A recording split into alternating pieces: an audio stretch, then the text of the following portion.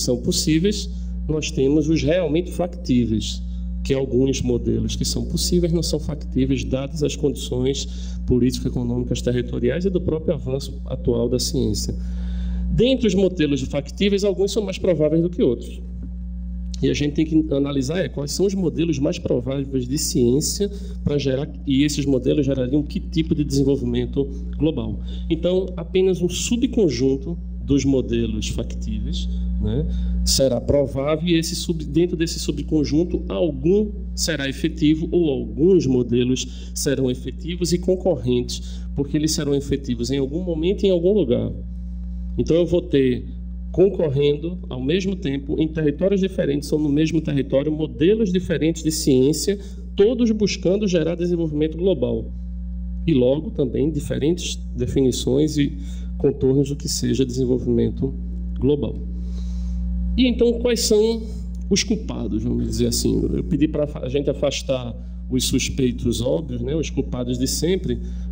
Quais são os culpados possíveis ou potenciais do que a gente tem tido de desempenho da ciência como fracasso na tentativa de desenvolvimento global? Também são conhecidos. São aqueles que controlam os recursos destinados à ciência. São os que escolhem a finalidade da ciência.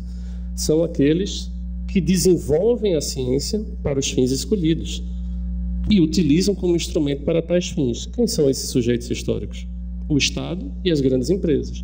Não há ninguém, e aí ninguém no sentido, vamos dizer assim, comumente colocado, existem exceções que confirmam a regra, que esteja pesquisando hoje que não seja financiado ou pelo Estado ou por empresas.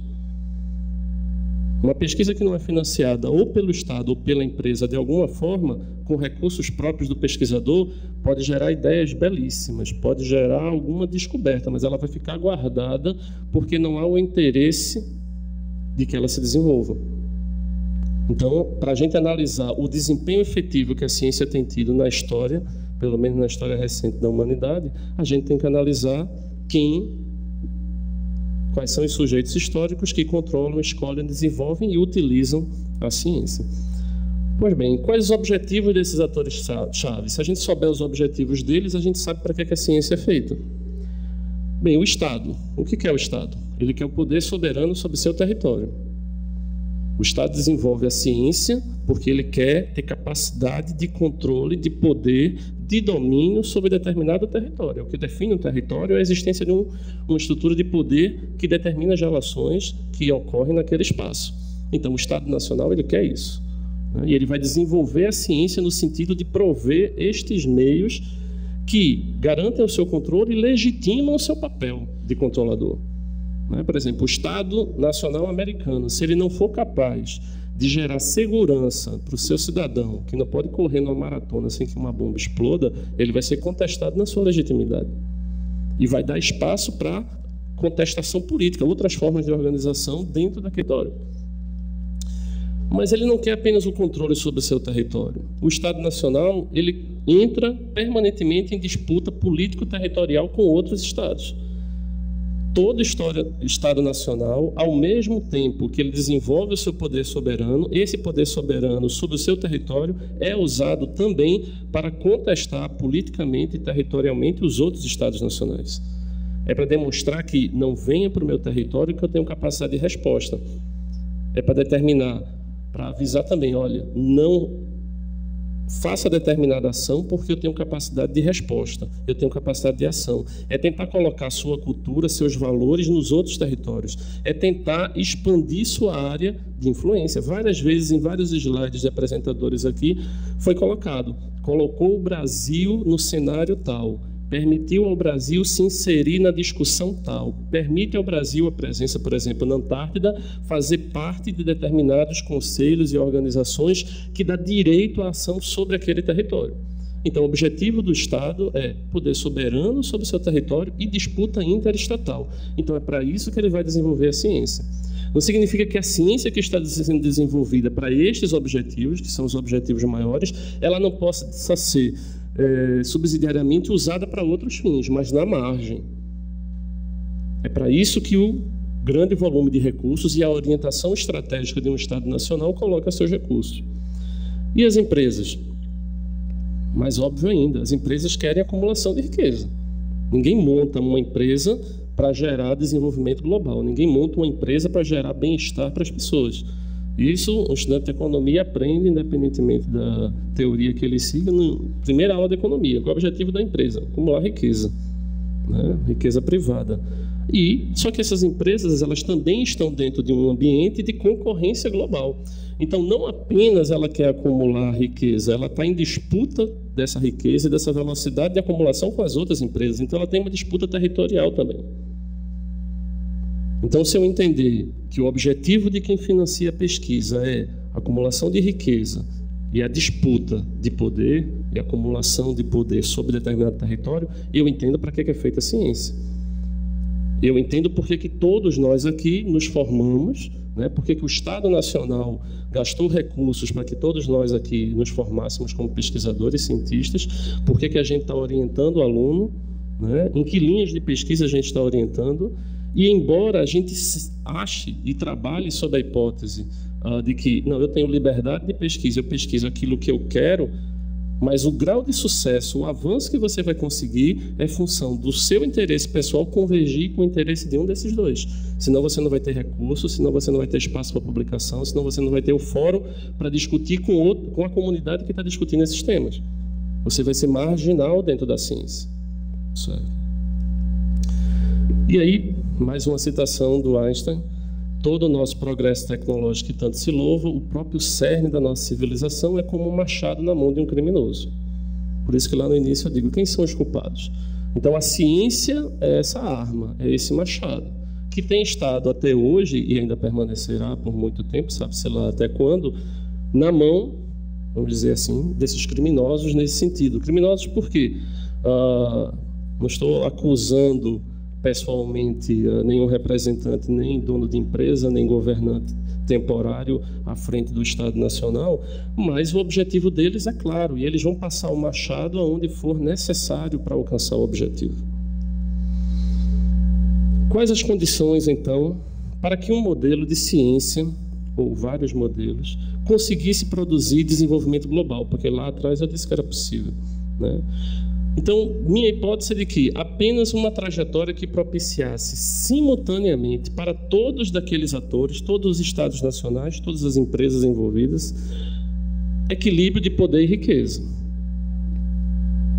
Mas não é apenas equilíbrio de poder e riqueza no status quo que se está, porque a diferença, as assimetrias existentes naturalmente destruiriam esse equilíbrio, porque os mais fortes conseguiriam controlar os mais fracos. A gente precisaria de uma equidade absoluta em nível empresarial e estatal e a manutenção desse estado de equilíbrio perpétuo, o que só seria possível se todos os estados nacionais e todos os agentes empresariais tivessem e partilhassem o mesmo objetivo. O que a gente já viu que não é, porque os objetivos são conflitantes. Então, esse equilíbrio é entre os estados nacionais, entre as empresas e um agravante entre o Estado e a empresa, porque as duas grandes forças dos últimos séculos da humanidade é o Estado Nacional e a empresa. E as empresas não disputam só entre elas e os Estados Nacionais não disputam só entre eles. Estado Nacional e empresa também disputam. Eles cooperam, eles têm interesses comuns frequentemente. O crescimento e o enriquecimento das empresas nacionais ajuda o Estado no seu projeto de poder, obviamente. Mas e quando as empresas não querem fazer o que é do interesse do Estado Nacional? Ele tenta se tornar mais forte que as empresas para forçá-las a perseguir os objetivos do Estado Nacional. Ele vai dizer, olha, você pode enriquecer desde que você vá por este caminho. É o que o Estado faz quando ele constrói políticas que tentam forçar as empresas a agir de determinada forma. Se as empresas entenderem que podem acumular riqueza muito rapidamente seguindo as orientações do Estado, eles fazem uma articulação institucional e vão juntos buscando objetivos aparentemente harmônicos entre os dois. Mas a qualquer momento que o meio empresarial entender que os objetivos estatais estão pondo em risco e pondo em xeque os seus objetivos próprios de enriquecimento e de concorrência, eles vão se apartar do Estado Nacional e vão passar a defender a perda de poder do Estado Nacional, porque aí ele está atrapalhando os objetivos empresariais. Então a gente vê ao longo da história da humanidade, a gente vê nesse momento, uma hora as empresas criticando e querendo que o Estado saia da economia, outra hora, pelo amor de Deus, o Estado venha e me ajude, né?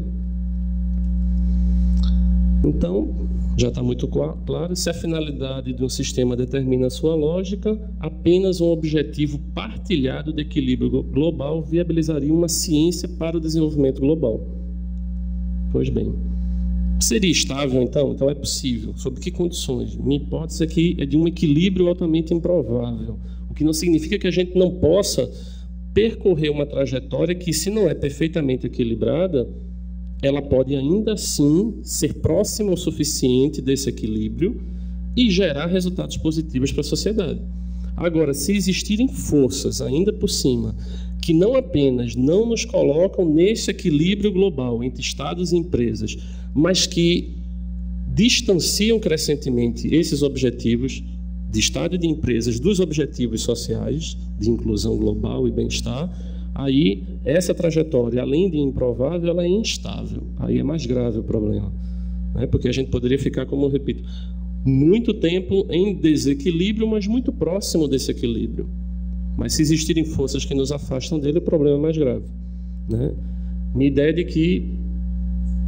particular, bebendo de toda a ciência, é de que, de toda foi muita arrogância da que eu tive acesso, esse equilíbrio não é estável, né? Porque qualquer evento, bastava um evento aleatório qualquer, podia ser um acidente, né? Um terremoto, podia ser a descoberta de uma fonte de recursos naturais, qualquer evento aleatório desequilibraria esse equilíbrio, né, de poder e de riqueza e detonaria processos cumulativos em determinada direção, favorecendo alguns e desfavorecendo outros. E aqueles favorecidos não abririam mão da sua potencialidade de acumulação de riqueza e poder, né? Por exemplo, havia toda uma discussão sobre superar a sociedade do carbono por causa da poluição. Aí a gente acha o pré-sal. E aí? A gente vai deixar o petróleo lá embaixo, em nome da preservação do planeta, o Brasil não vai explorar suas jazidas de petróleo. Essa discussão foi colocada aqui há poucos minutos, né, na sessão anterior ao almoço. Ou seja, qualquer evento como esse, a descoberta de uma fonte de recurso, um cataclismo, qualquer coisa, desequilibrando esse equilíbrio, me permitam essa licença aí, desequilibrar o equilíbrio, detonaria forças endógenas às estruturas culturais, políticas, econômicas que impediriam isso. Então, a ciência seria reorientada para os objetivos particulares. Eu estava pesquisando biomassa e outras coisas, achei petróleo no fundo do mar e sei como tirar. Então, opa, desloca os recursos de pesquisa, vamos pesquisar petróleo. Porque eu não vou desperdiçar isso. O Estado Nacional não vai desperdiçar, as empresas não vão desperdiçar. Ok. Uma breve página sobre a questão científica nos novos atores empresariais e estatais do nosso mundo contemporâneo, os chamados BRICS, né? Tive recentemente, na semana passada, num seminário sobre os BRICS, discutindo a questão de saúde, e lá foi justamente o tema, era que modelo de saúde a gente quer para os BRICS, países de grande população, grande território, economias em expansão, mas espera aí, a gente vai replicar o modelo de saúde que a gente já viu do mundo e que a gente tem, ou a gente vai fazer um modelo diferente de saúde?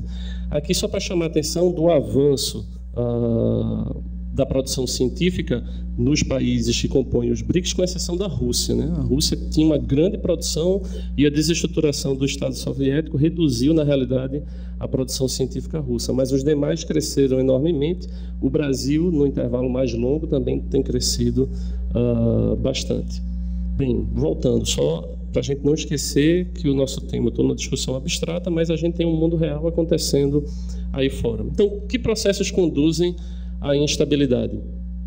Bem, nós temos incerteza no mundo. Como eu disse, qualquer evento pode provocar uma bifurcação de trajetória. E nós temos limitações cognitivas, né, e interesses conflitantes. Então, eu tenho, na realidade, distintos modelos limitados e conflitantes concorrendo.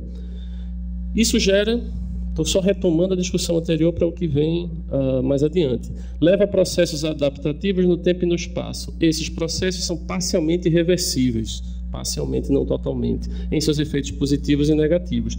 E essas irreversibilidades se acumulam e produzem rupturas, sejam rupturas científicas, porque eu descobri que eu tenho gás em determinada localidade, eu preciso desenvolver a ciência para ser capaz de tirar aquele gás dali, né? Como eu fui capaz de tirar o petróleo, né?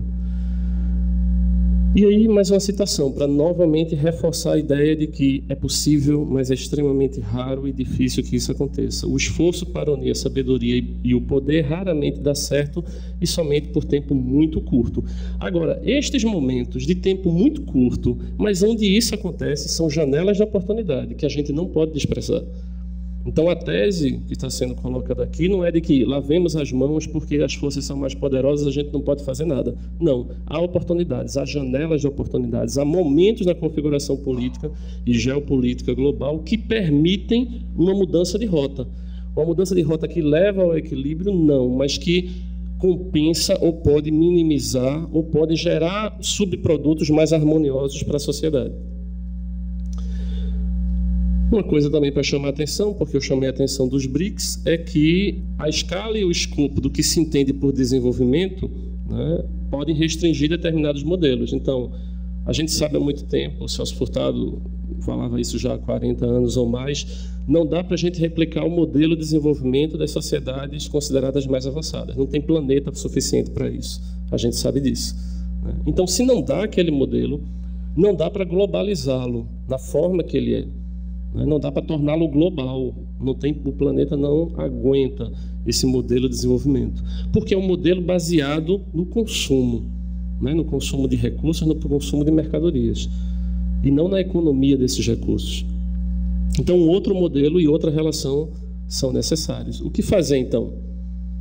Essa frase, tenho certeza que todo mundo conhece. Repetir os mesmos processos e esperar resultados diferentes é insanidade. Então, a gente tem que fazer diferente. E tem que ousar para isso. Não é com mudança marginal na forma que a ciência está organizada que a gente vai produzir resultados diferentes. A gente vai produzir os mesmos resultados. A gente pode voltar daqui a 20 anos e discutir. A conferência de 20 anos atrás não conseguiu produzir resultados mudando o contexto da ciência no mundo. Porque se a gente fizer do mesmo jeito, com pequenas e leves mudanças marginais, a gente vai gerar o mesmo resultado. Então, alteremos os processos. Como? Pergunta de $1 milhão ou de 1 trilhão, alterando as formas de desenvolvimento que nós temos como modelo. Então, aquele modelo de sociedade avançada, ele não é replicável, a gente não pode segui-lo, então tem que pensar em outras. Alterando o controle sobre os recursos, se a gente mantiver os mesmos sujeitos, os mesmos atores controlando os recursos, teremos a mesma ciência. Alterando as finalidades dela, obviamente. Então, tem que alterar os sujeitos históricos. Que sujeito histórico novo? Eu não tenho essa resposta, mas a gente precisa de novos sujeitos históricos controlando recursos, definindo novas formas de desenvolvimento e novas finalidades para a ciência. Ok. Isso é uma ilustração, é uma adaptação, na realidade, isso aqui foi para uma discussão sobre a forma de funcionamento do sistema de saúde nacional, que eu fiz uma pequena adaptação para a questão da ciência. Então, eu tenho ali o circuito que retroalimenta a forma que a gente faz ciência e como ela... tem várias formas de ilustrar isso, eu chamei a atenção para alguns fatores. Eu tenho poder econômico e político global e local, eu tenho controle do acesso ao financiamento, eu tenho acesso à infraestrutura capaz de produzir ciência e tecnologia, eu tenho a própria geração, né, e o acesso ao conhecimento, acesso à divulgação desse conhecimento com publicação e com ensino, eu tenho o controle do aparato regulador e fiscalizador e volta reforçando esse poder global. Então, tem algumas forças que podem contestar essa forma, esse ciclo, né, na qualidade em que ele funciona. Passa por democratização, passa por massificação de acessos, passa por diversificação de fontes de recursos, de financiamento, em termos de quem controla e para onde vai o financiamento, passa pela capacidade de acesso a conhecimento gerado fora da academia, porque a academia foi moldada para determinados objetivos. Então, se a gente quer quebrar esses objetivos, a academia tem que cortar na própria pele. Ela tem que aceitar, e a gente é extremamente conservador e não gosta disso, aceitar outras formas de geração de conhecimento científico, inclusive, né? E precisa, de alguma forma, flexibilizar o aparato regulatório e fiscalizador, que é, como eu disse, o que é ciência, como se publica, como é avaliado, né, como é divulgado. Tem que haver flexibilização nisso, porque se os controles, se o processo de seleção da geração e divulgação do conhecimento é forte demais, ele gera sempre o mesmo resultado, porque ele só permite aquilo que já está completamente coerente com as estruturas existentes progredir. Se eu flexibilizar isso, eu tenho custos com isso? Tenho. Eu vou deixar prosperar na academia, eu vou deixar prosperar na comunidade científica formas diferentes de fazer ciência que eu terei que tolerar, que eu terei que aceitar como socialmente válidas e cientificamente válidas, por mais que me incomode aquela forma. Porque a forma do conhecimento ser gerado por outros canais, ser gerado por outros atores, ter outras fontes de financiamento e controle. Em escala global, coloquei só como exemplo, fortalecimento do multilateralismo para tentar equilibrar mais as relações de poder global. E aí é preciso que a comunidade científica passe a discutir de forma mais sistemática geopolítica global, porque senão ela vai ficar apenas discutindo o seu ponto de pesquisa, da minha linha de pesquisa, dos artigos que eu preciso publicar para que minha carreira progrida dentro daquele campo de pesquisa. Estou encerrando. E aí, como eu disse, bebendo do meu trabalho,